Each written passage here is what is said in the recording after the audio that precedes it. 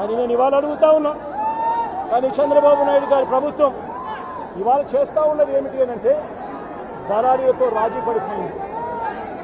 దళారీలతో నాకింత నీకింత అని చెప్పి కంపెనీలతో సర్దుబాటు చేస్తుంది కాబట్టి ప్లాట్ఫామ్ మీదకి మార్కెట్ను పోటీదారుడుగా కొనుగోలుదారుడుగా దింపలేదు.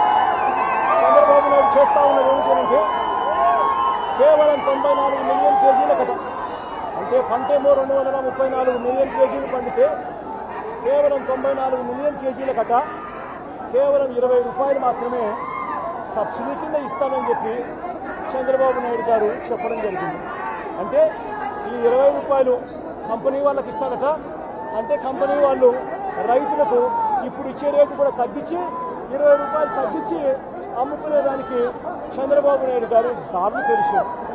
ఇదొకటే కాదు, చంద్రబాబు నాయుడు గారు కేవలం 94 మిలియన్ కేజీలు మాత్రమే కొనుగోలు చేస్తానని చెప్పడం వల్ల 232 మిలియన్ కేజీల ఉత్పత్తి అయిన నేపథ్యంలో తాను 94 మిలియన్ కేజీలు మాత్రమే పండిస్తానని చెప్పిన నేపథ్యంలో మిగిలిన పంట తాను కొనను అని చెప్పడం కూడా జరిగింది.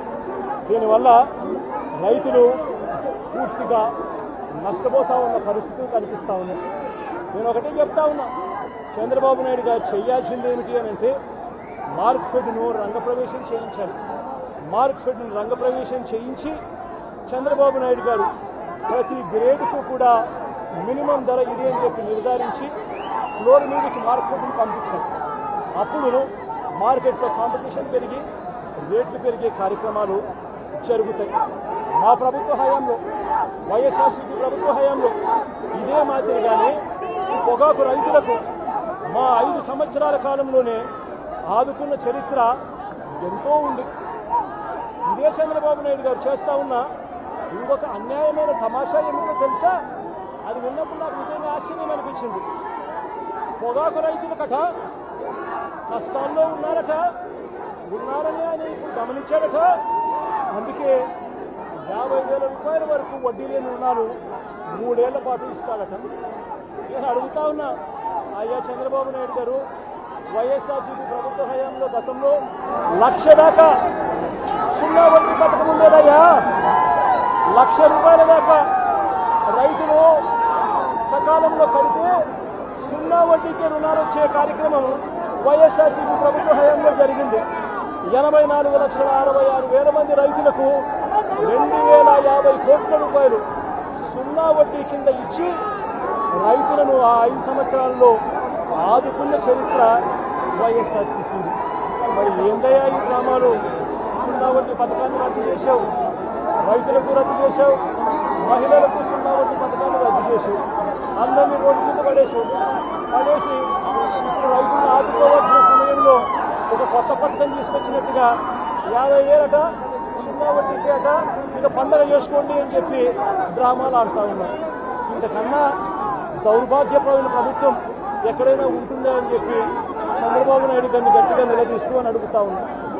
ఇదే చంద్రబాబు నాయుడు గారు అన్ని విధాల రైతులను అన్యాయం చేశారు. ఈ 2.5 సంవత్సరాలుగా ఈ పెద్ద మనిషి చంద్రబాబు నాయుడు గారు పీఎం కిసాన్కు అదనంగా ప్రతి రైతు కుటుంబానికి 20,000 రూపాయలు చొప్పున అన్నదాత సుఖీభవ అని పేరు పెట్టి ఇస్తానన్నాడు. ఈ 3 ఏళ్లకు కలిపి చంద్రబాబు నాయుడు గారు 20,000 ఇది 3 ఏళ్ళు అంటే 60,000 ఇవ్వాలి.